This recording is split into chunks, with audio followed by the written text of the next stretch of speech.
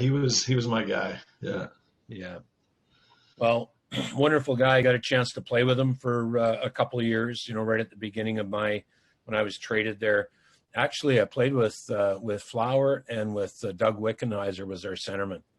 What a player, what a line. So, yeah. Yeah, nice. Anyway, I'll change it so nobody gets, upset. Yeah. Change my background. Okay.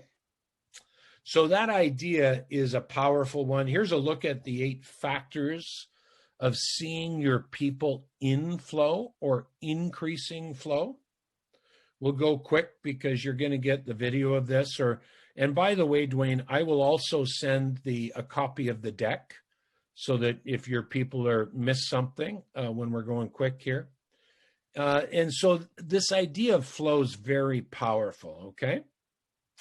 And we obviously in our full day training sessions, half and full day, we go very deep into how to increase flow throughout your business. And for me, this is where sport meets business and business learns from sport. I think there's a great opportunity to share some of this performance enhancing stuff to business. Quick story. So Scotty Bowman, who has become a friend, maybe, probably the greatest coach ever in hockey, most Stanley Cups anyway. He told me the story. He's always wanted to score a PGA game. That's been a bucket list thing for him. He loves golf. And the PGA heard about it and they gave Scotty Bowman, the PGA came close to Detroit. They gave Scotty Bowman, Tiger Woods' foursome. And so he was the scorer of Tiger Woods' foursome for the full day.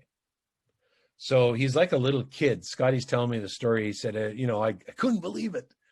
He said, I was 25 feet away from Tiger. I'm inside the rope. And at the end of the match, so Tiger is in the score tent. I don't know much about golf, but he's looking at his card, making sure it all adds up. Scotty now has to come as a scorer. He has to come through the door of the tent and agree with Tiger's card, okay? Tiger and Scotty have known each other in the past. I didn't know that, but they've been at, speaking engagements, banquets. So Scotty comes through the door of the tent and Tiger looks up and he said, Scotty, where'd you come from? Think about that. 25 feet away for a full day, inside the rope for a full day. Never saw him. Shoom. Flow. So 2 more questions. We're starting to finish up our questions. Number 1, how do you increase flow throughout your workspace, and especially now as people work at home? The minute the little kiddo knocks on the door, you're out. I'm not saying stay away from kids. That's not the goal. Just have you set your business up to maximize the flow zone? Number 2, do you protect or have you a plan to protect flow throughout your business? Richard, what's your takeaways? So many. What's my, the one that really stuck with me, and obviously it was more of a side story that you said, or a side comment, was about journaling, and using your brain, not to store information, but to think. And I think I'm guilty of trying to always store these ideas in my head. And I really like that idea of just getting those down on paper or whatever your iPhone or iPad or whatever, and then just freeing up your mind for the thinking part. That I really like that part. Thanks, Richard. So you're in trouble now because Dwayne wrote that down, and he's going to ask you next week if you bought a journal. But can I just say, as an aside to journaling, I've done it on and off throughout my life, and the times that I've been very creative.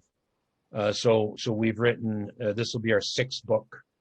We've built 8 models. We everything that we do from a leadership to development point of view, we don't take John Maxwell's stuff. We build our own. Now, is it all original? I don't know if anything's original in life, but it's ours. And so the reason I mentioned that to you is those are my brain dumps, right? Yeah. Brain dump, brain dump, brain dump. And I don't know, this probably won't show up, but I just have a simple, black, I don't know, 8x10 journal with blank paper. I like blank because I like to be able to circle and draw and all of that. And what I've been starting to do is, put down the date. I'll write down some of the stuff I'm going to do, some of the stuff I've already done yesterday.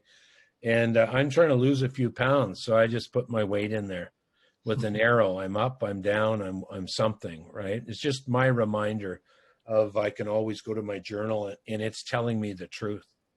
Yeah. So yeah, thanks for that, Richard.